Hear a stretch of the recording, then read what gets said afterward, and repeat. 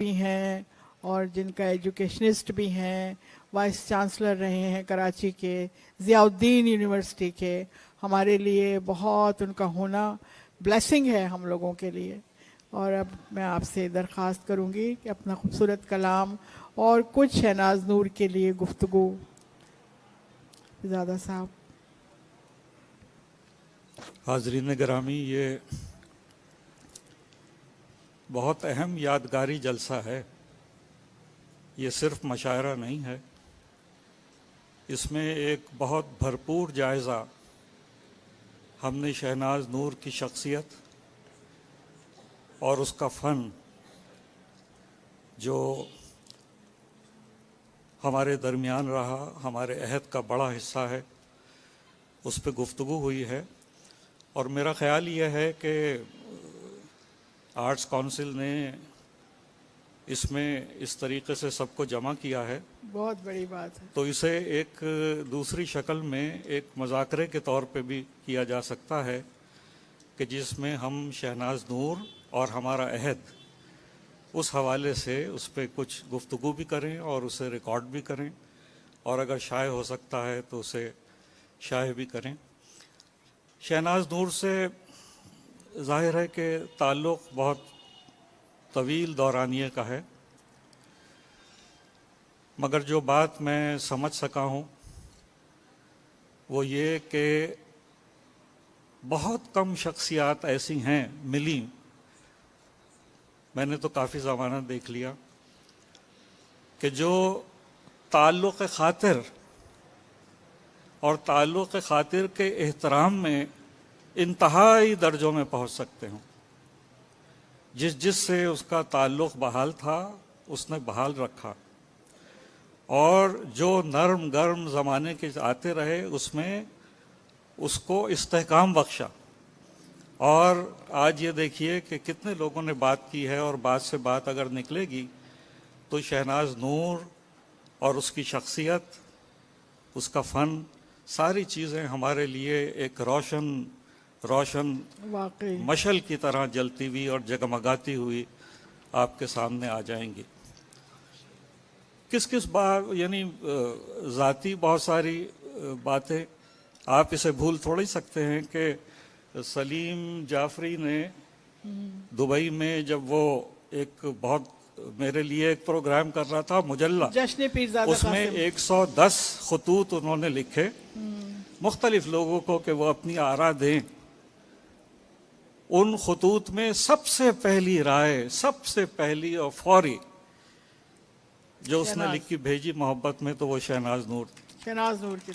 ایسا کہاں ہوتا، مدتیں لگ جاتی ہیں، پھر لوگ متوجہ ہوتے ہیں. تو وہ اپنے وقت اور اپنے زمانے میں، اور بہت ہی ایک مثالیہ کردار شہناز کا رہا ہے، اور اس پہ گفتگو ہوتی رہے گی. اب اگر اس کی شاعری کی طرف آئیں، کم کہا گیا آج کے اس میں. اس کی شاعری کا ایک منظر نامہ ہے، اور اس منظر نامے میں ملال اور ہجر، یہ دو اپنی چہرہ رمائی کرتے ہوئے نظر آتے ہیں. مگر خواتین و حضرات، اس میں ذرا سا غور اور فکر کی ضرورت ہے. ملال اور ہجر یہ ایسے جذبات ہیں کہ جو اندر اور ہر شخص اسے محسوس کر سکتا ہے اور محسوس کرتا ہے. مگر دیکھیے فرق یہ ہے کہ ہجر جس طریقے سے آتا ہے، بہت یہاں بڑے اہل علم بیٹھے ہوئے ہیں، تو ہجر زدہ فکر اور ہجر زدہ اظہار وہ اشعار میں ڈھلتا ہے. مگر شہناز کا ہجر زدہ نہیں تھا، وہ تھا ہجر یافتہ. اس نقطے کو اگر آپ سمجھیں تو سمجھیں. ہجر یافتہ، اس کے ہاں جو ملال کی ایک لہر ہے، اس نے اس کے کلام کو ایک ایسا رخ عطا کیا ہے. یہ ملال کی لہر اس طریقے سے نہیں ہوتی، یہ بھی ملال یافتہ ہے، یہ اسے انعام ہوا ہے. آپ سمجھیے اسے، یہ اس طریقے سے ہاتھ نہیں انعام ہوتا ہے. تو یہ ساری باتیں تھیں. شاید کوئی ایسا وقت ہو تو اس پہ میں ظاہر ہے کچھ لکھوں گا بھی شہناز کے لیے.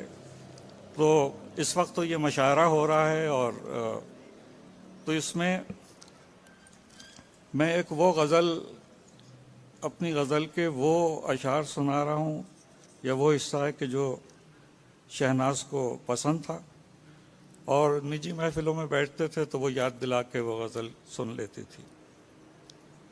میں نے عرض کیا کہ کھلنے لگے ماہ و سال، کون سا موسم ہے یہ؟ کھلنے لگے ماہ و سال، کیا کہنے کون سا موسم ہے یہ؟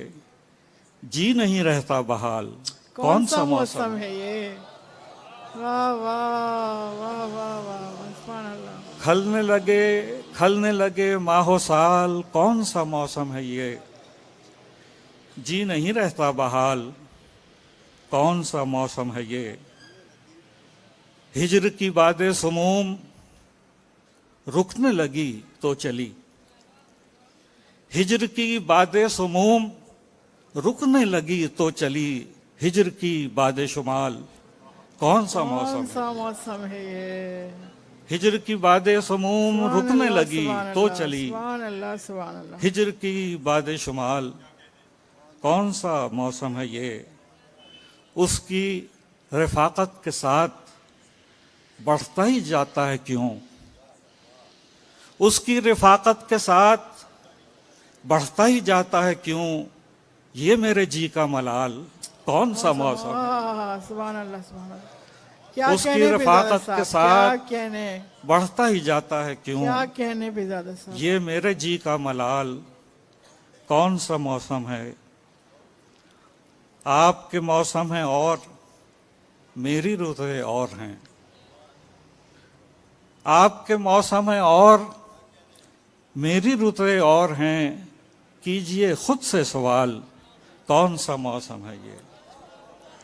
کیجئے خود سے سوال، کون سا موسم ہے یہ؟ کھلنے لگے ماہ و سال، کون سا موسم ہے یہ؟ جی نہیں رہتا بحال، کون سا موسم ہے یہ؟ بہت شکریہ. پھر ہم ملیں گے تو شہناز کے لیے اور بہت سی باتیں ہو سکتی ہیں ممکنہ. اور آرٹس کونسل سے میں نے یہ درخواست کی تھی بھائی، میں نے یہ کہا تھا کہ آپ کے بہت جلسے ہوتے ہیں، بڑی فعال ہے آرٹس کونسل، ادبی جلسے چھوٹے بڑے مختلف جگہ. ادبی جلسے جب بھی ہوں اس میں ہم یہ کر لیں کہ بھائی دیکھیے عنوان تو یہ ہے، آج فلاں موضوع پہ یا فلاں شاعر کے لیے یا فلاں کتاب پہ بات ہو رہی ہے، تو اس میں ہم اپنے کسی کو یاد کر لیں کہ ہمارے دور میں ہمارے ایک یہ شاعر تھے، تو ہم ان کے لیے 10 منٹ کی بات کر لیں، ان کے کچھ اشعار، اس کی کچھ تذکرہ. تو یہ ایک بہت اچھا سلسلہ ہو سکتا ہے آپ کا. چلیے، اللہ آپ کو صحت و تندرستی کے ساتھ سلامت رکھے، اور ہم اسی طریقے سے آرٹس کونسل کے ساتھ شامل ہوتے رہیں ان کے ہر پروگرام میں. اور شہناز کے لیے تو پھر بھی ہم جمع ہوں گے انشاءاللہ ضرور. انشاءاللہ. میں بہت مشکور ہوں پیزادہ صاحب نے اتنی خوبصورت گفتگو کی شہناز کے حوالے سے، اور اپنا خوبصورت کلام بھی